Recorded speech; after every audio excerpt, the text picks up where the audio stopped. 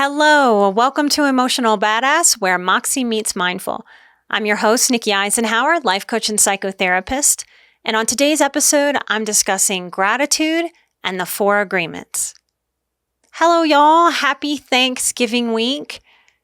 Here in the States, this is our week for Thanksgiving. Always brings me to gratitude. And one of the things I'm grateful for in my life is the learning of the 4 agreements. This is always a good one, y'all, to review, to internalize. The 4 agreements come from a beautiful book of the same name, written by Don Miguel Ruiz. The 4 agreements. I'm going to summarize them and discuss them with you. These are agreements that help us ground in life. It helps us find what's really important and let go of all the rest that distracts us. Here's the first one. Be impeccable with your word. Think about the simplicity in that. Be impeccable with your word.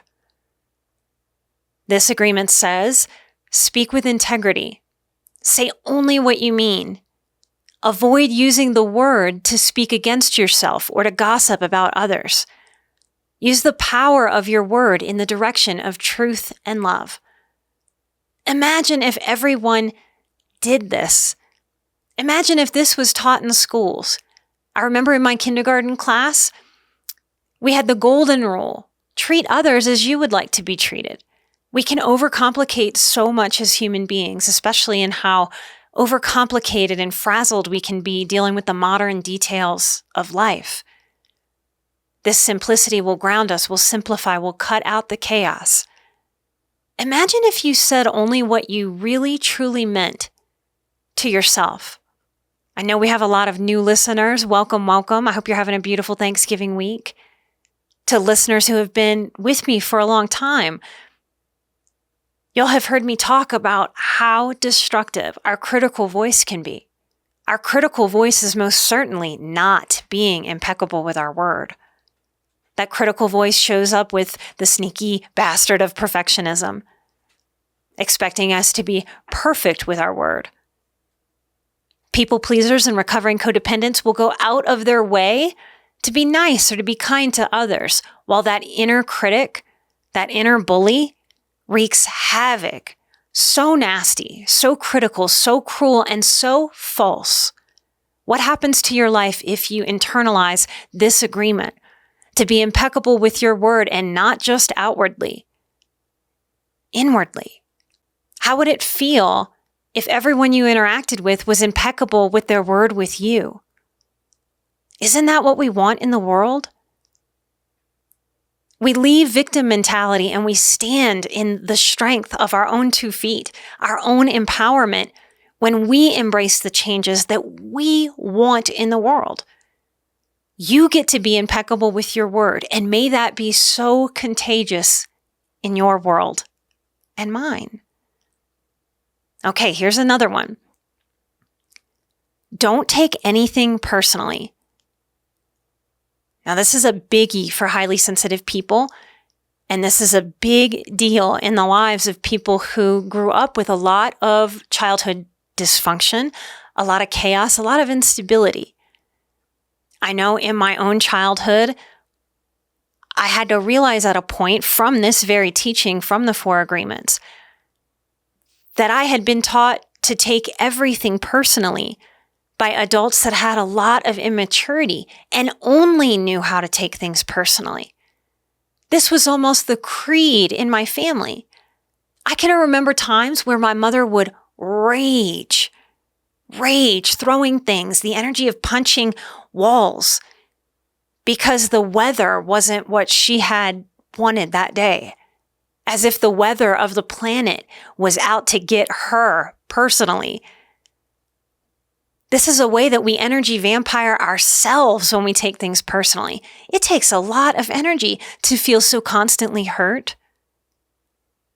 What might happen in your life if you practice this, if you allowed yourself permission to just begin to consider this as a possibility in your life, to learn what it is to not take anything personally? Because the truth is, as this agreement shares with us, nothing others do is because of you. What others say and do is a projection of their own reality. When you are immune to the opinions and actions of others, you won't be the victim of needless suffering. Y'all, I am a deep introvert. As much as I love people, I love all of you. I love my clients. I love my chosen family. I also make a lot of jokes that I could be on an island for a very long time, a private island, and it would be a long time because I very much enjoy my inner world as a deep, deep introvert. I like my own company. I have a lot of hobbies that are singular hobbies. It's rare that I get bored or truly lonely. Imagine what would happen if I took things personally, having this public voice talking about the vulnerable things I talk about, putting myself out there. I don't think I'd be able to get on the mic. I don't think I'd be able to compose myself or gather my thoughts to give anything of value in an episode if I took personally the comments that we get online. We get so many beautiful, thankful, growing comments where people tell me how they're using this work that I'm offering, how they're growing, how they're evolving, how they're shedding what no longer serves them. And then we get the nastiness that the internet encourages because it's so faceless. Things that no one would ever dare say to me, live and in person. Or if they did, would be indicative of someone very much out of control. So hurt, so wounded, spewing nastiness. That's not a commentary on me. I have helped my life by helping my inner child understand that when someone comes at me with an energy that is attacking or nasty or low vibe or vicious or cruel, that's because they're hurting. Don't take anything personally. Nothing others do is because of you. What others say and do is a projection of their own reality. When you are immune to the opinions and actions of others, you won't be the victim of needless suffering. All right, y'all. So far, we've gone over 2 of the 4. Be impeccable with your word. Don't take anything personally. These are 2 very important, nuanced, yet simple skills that you can grow into. Just these 2 change the quality of a life. You will even gain energy. You might even feel like there's extra time in your day when you no longer waste your energy by being accidentally impeccable with your word or taking things personally that you don't have to. The 3rd agreement that I am sharing with you from the book, The 4 Agreements, is don't make assumptions. Now, the last live stream was about expectations. And this is what inspired me to revisit the 4 agreements. Because our expectations are a sneaky trap, y'all. We expect what we expect, and then when we don't get it, we have hurt feelings, we have frustrations, we have disappointments, we have aggravation, we have anger. We make a lot of assumptions that create expectations and then create a lot of hurt, a lot of energy suckage. Don't make assumptions, y'all. We can find the courage to ask questions and to express what we really want. What a beautiful reframe. Instead of assuming when someone doesn't return your text that they're ignoring you or playing a game with you. What if you just express that? Hey, I haven't heard back from you. Anything you want to tell me? Anything weird? Feeling a little anxious today. Or my story maker's cooking up stories. Are we good? Don't make assumptions. Find the courage to ask questions and to express what you really want or what's really truly going on. You can hear how this agreement, don't make assumptions, really unites with our earlier agreement to be impeccable with our word. Communicate with others as clearly as you can to avoid misunderstanding, sadness, and drama. Y'all, I am anti-drama in my own life and as a principle of human mental health. How can we be grounded if we're inviting unnecessary drama? Life throws enough drama our way. We don't want to invite more, allow more, and practice the very things that bring more drama, like making assumptions. The 4 Agreement says, with just this one agreement, you can completely transform your life. That's a big statement. Don't believe me just because I'm saying it or just because Don Miguel Ruiz wrote this in the 4 Agreements. Look back at your own life. How many arguments have you had where your worst self, not your best self, came out because you assumed someone very much understood you when they didn't? How many fights, arguments, hurt feelings, tears have you cried because you assumed somebody was going to do something for you totally outside of their character? Or you assumed that somebody had a lot more bandwidth or a lot more emotional intelligence or a lot more conscientiousness, and then they showed up as they showed up, not meeting a 1 of your expectations. Maybe it's similar for you as it is for me. When I first learned these agreements, I felt stumped. I felt like and thought, well, this feels weird. These seem so simple. Why didn't anybody tell me these agreements earlier in my life? The mistakes I wouldn't have made if I had had these 4 agreements. How much more grounded instead of reactive. When we do the work, because it is uncomfortable work to change our thinking, to change our relationship with our own reactions, our lives, the people we interact with, sometimes their best selves showing up, sometimes their worst. Same with us. This life is tricky and it takes an art for those of us who are determined to get through it with more peace, more self-worth, more laughter, more ease, more joy, more fulfillment. This work is so worth it. Look back at your own life. Another thing nobody ever told me, but I believe I've figured out, is that every day really is an experiment, whether we know that or not.